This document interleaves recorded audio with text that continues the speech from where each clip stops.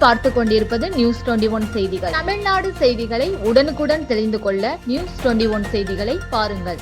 விழுப்புரத்தில் திருநங்கைகளுக்கான அழகி போட்டி.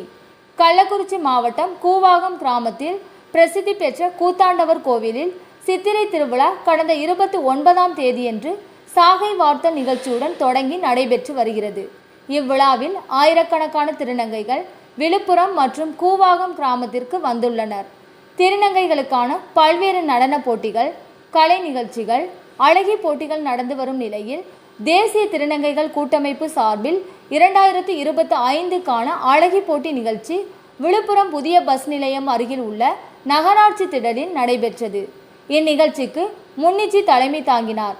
முன்னாள் அமைச்சர் பொன்முடி, எம்எல்ஏ முன்னிலை வகித்தனர்.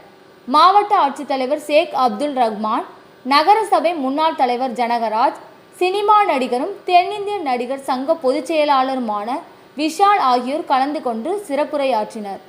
இதைத் தொடர்ந்து மிஸ் திருநங்கை 2025 அழகி போட்டிக்கான முதல் சுற்று நடந்தது.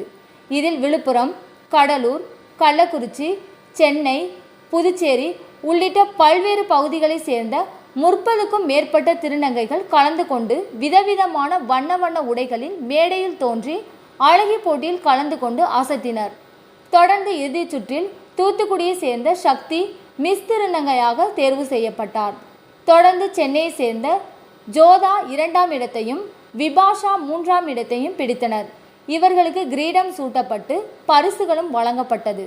சிறந்த திருநங்கைகளுக்காக தேர்வு செய்யப்பட்ட 3 பேருக்கும் சக திருநங்கைகள் வாழ்த்துக்களை தெரிவித்தனர். நியூஸ் 21 செய்திகளுக்காக செய்தியாளர் அருண் பிரகாஷ்.